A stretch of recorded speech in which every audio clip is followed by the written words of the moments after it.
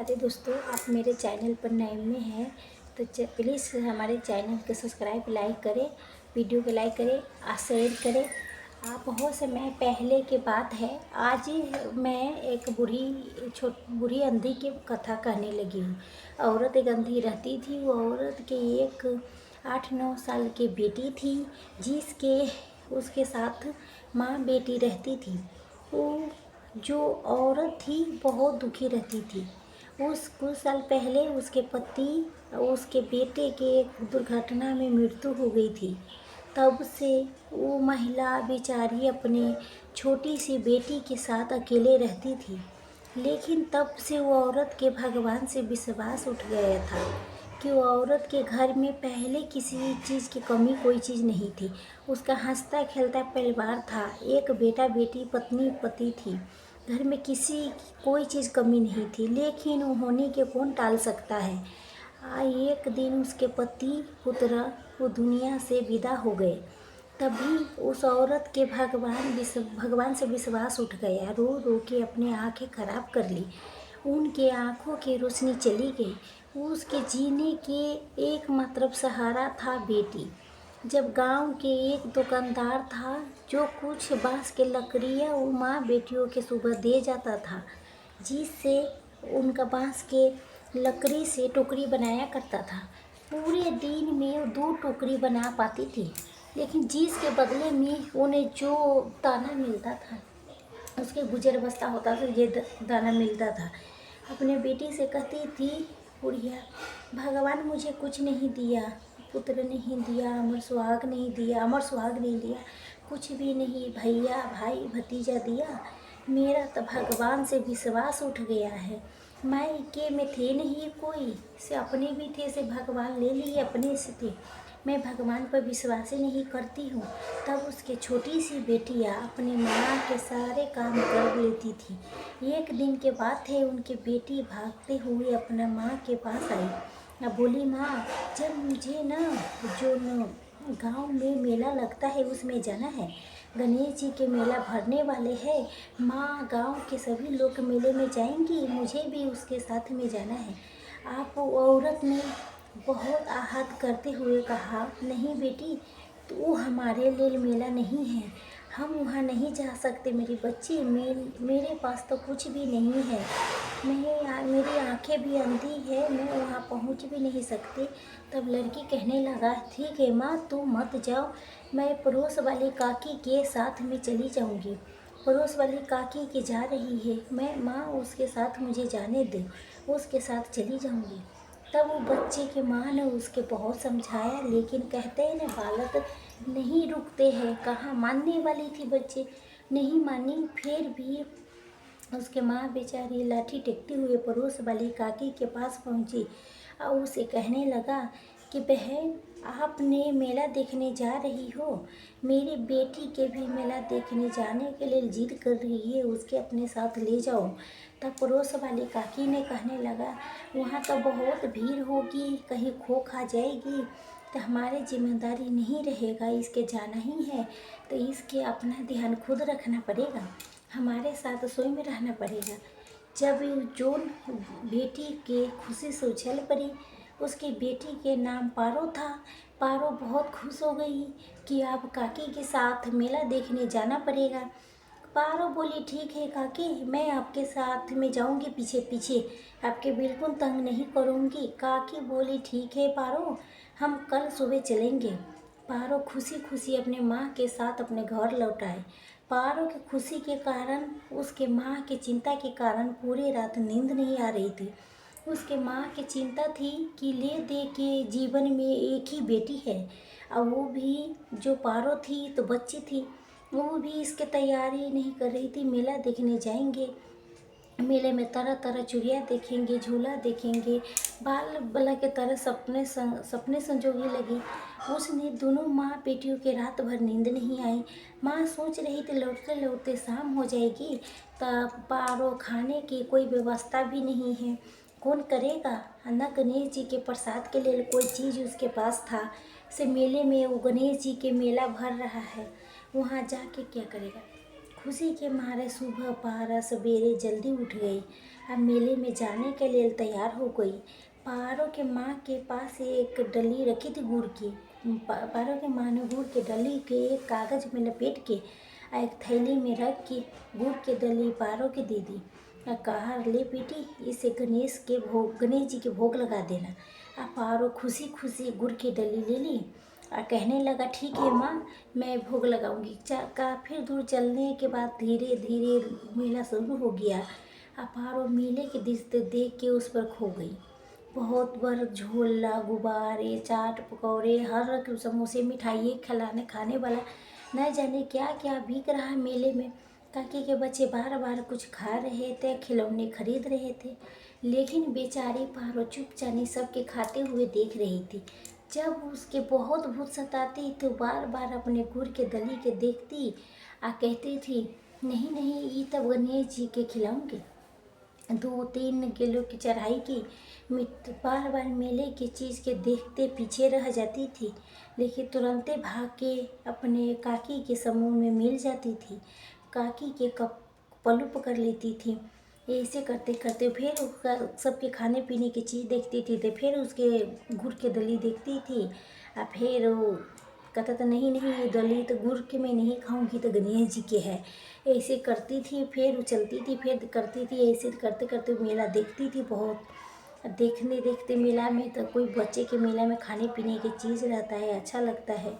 बहुत सारे खाने पीने में से मैं भी खाऊंगी, मेरे पास मिल जाती थी। काकी के पल्लू पकड़ लेती थी। मंदिर में दर्शन के लिए बहुत लंबी कतार लगी हुई थी। अब वो भी कतार में लग गई। अपने बारी आने के इंतज़ार करने लगा। अपने बारी आने पर भी सभी लोग गणेश जी भगवान को अपने द्वार लाए मिठाई के दब्बे, भूस्त्र, फूल सब पंडित जी के दे रहे थे। गणेश जी के समेत ले जा रहे थे। बेचारी पारो भी अपना हाथ बढ़ाया ताकि कि उसका भी गुड़ गणेश जी तक ले पहुँच जाए, लेकिन पंडित जी ने उसके दर्द को ध्यान नहीं दिया। सभी लोग भोग लगा के बाहर निकल चुके थे। पारो बेचारी वहीं खड़ी रह गई। वो लोग आते रहे जाते रहे, लेकिन पारो अपना हाथ जो आगे करके खड़ी रही। पंडित जी ने उसके तरफ बिल्कुल ध्यान नहीं दिया। धीरे धीरे करते करते शाम होने के आई। अब कुछ ही लोग बचे थे। अंत में उसका भी भोग लगा दिया गया। पारो के तरह किसी ने ध्यान नहीं दिया। अंत में पंडित जी पारो मंदिर में रह गए। पंडित जी ने पारो को डांटते हुए कहा, तुम कैसे रह रही है, भाग यहाँ से। अब पारो मार के डरे रोने लगा। पंडित जी ने उसका हाथ पकड़ के मंदिर के बाहर उसके भगा दिया। अब मंदिर के पट बंद करके वहाँ से चले गए। पारो बेचारी एकांत में बैठ के गांव से सभी लोग मेला देख के आपस आ चुके थे, लेकिन पारो आपस नहीं आए थे। पारो के माँ के बहुत चिंता होने लगा। जैसे तैसे बेचारी अंधी थी, लाठी के सहारे लाठी टेक टेक के अपने पड़ोसन के पास पहुँची। उसे पूछा कि काकी, मेरी पारो कहाँ है। तब पड़ोसन ने बताया कि वो तो मंदिर तक ले हमारे साथ थी, उसके बाद हमें नहीं पता कहाँ गई नहीं गई। अब बेचारी पारो की माँ पूरी तरह रात रोती रोती सोच रही थी कि मेरी बेटी कहाँ चली गई, कौन ले गया, कहाँ खो गई। ये मेरे जे मर गई है कि जीवित है, इसके पास उसका कोई उत्तर नहीं था। उधर बेचारी पारो गणेश जी के खोज रही थी। गणेश जी, तुम तो बहुत बुरे हो। औरे के मम्मी की मिठाई तो तू झट से खा लिए, मेरे गुड़ के डली थी तो तू मेरा आज रास नहीं आई। ठीक कहा था मेरी माँ ने कि हमारे तो भगवान से विश्वास से उठ गई है। पारो बेचारी सुबह से भूखी थी। उसके सच्ची मन से पुकार गणेश जी तक ले पहुँच चुकी थी। गणेश जी बैंकुट में बैठे बैठे पारो के देख रही थी। उनका मन करुणा से भर गई। या गणेश जी वहाँ पर प्रकट हो गई और बोले, हे बेटी, अरे आओ जल्दी से मुझे गुड़ खिलाओ। पारो पहले तो बहुत तेज डर गई, फिर धीरे से बोला, तुम भी पंडित जी के तरह मुझे डांट दूंगे, ये ऐसे कैसे खिलाऊं। पहले अपने स्थान पर चलूं, तब मैं तुम्हें गुड़ खिलाऊंगी। इतने में मंदिर के पट खुल गए।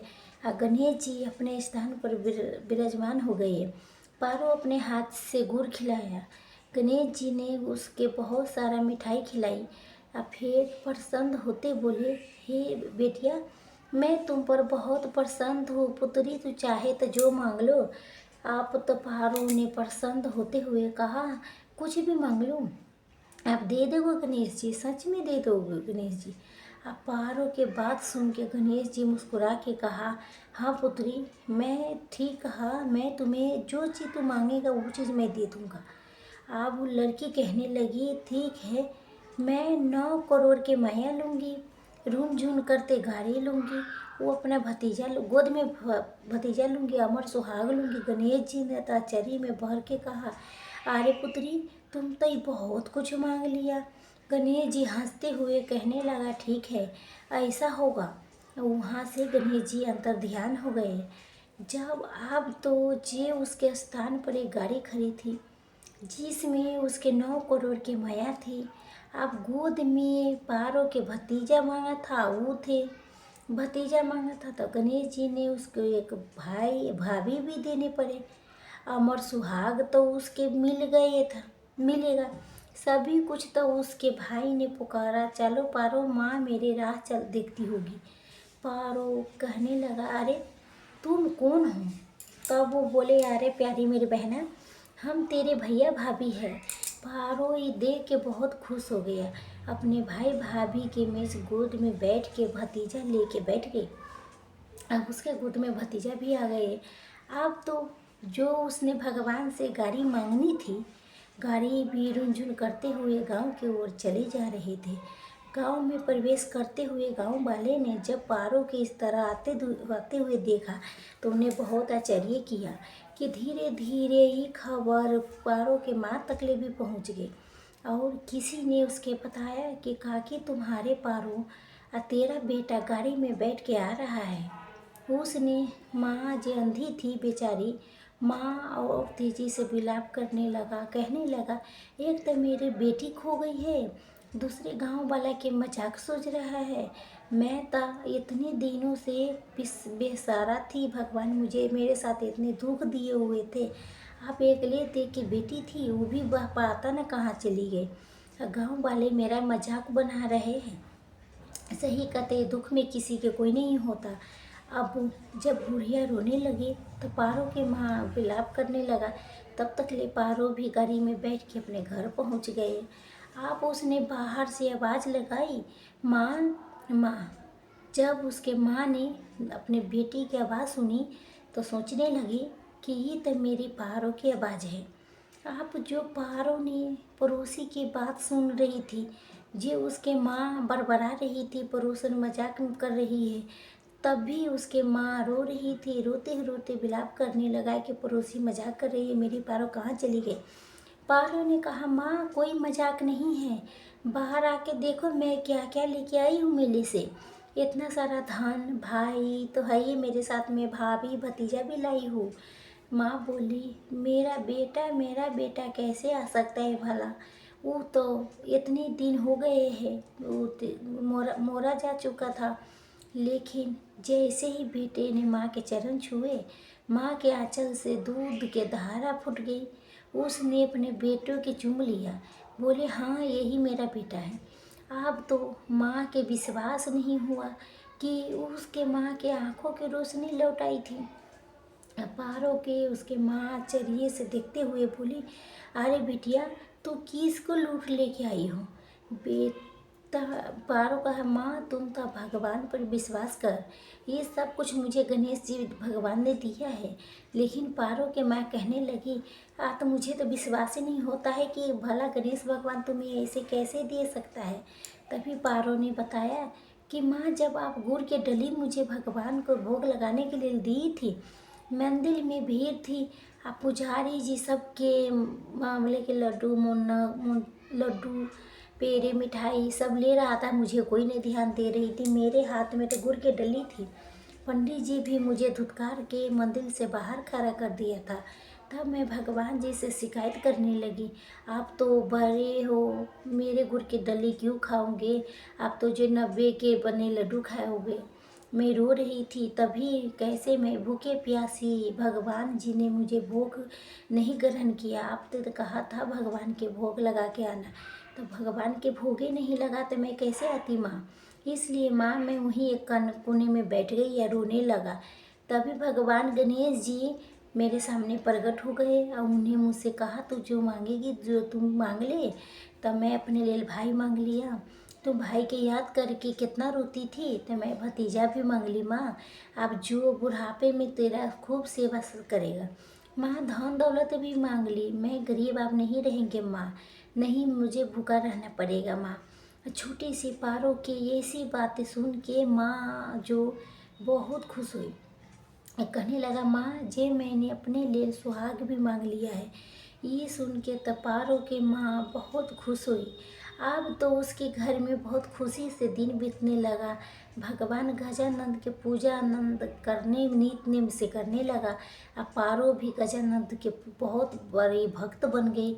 आप बैसाख स्नान कार्तिक स्नान करती, तुलसी सींचती, पीपर पथवाती सेचती और जो नियम कर्म होते थे सब कुछ करती थी। धीरे धीरे पारो बड़ी हो गई है, पारो बड़ी ब्याह लायक हो गई है। तो उसके माँ भाई ने एक सेठ का लड़का देख के जो पारो के योग्य था उसका विवाह कर दिया, क्योंकि उसके नसीब में तो भगवान पहले से ही अच्छा सुहाग लिख दिया था।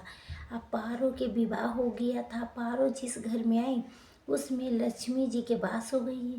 पारो पर तो साक्षात गणेश भगवान की कृपा थी। पारो बहुत खुशी से अपना ससुराल में रहने लगी। ससुराल वाले भी पारो जैसे बहू पा के बहुत प्रसन्न थे। पारो अपने ससुराल में बहुत खुश थी।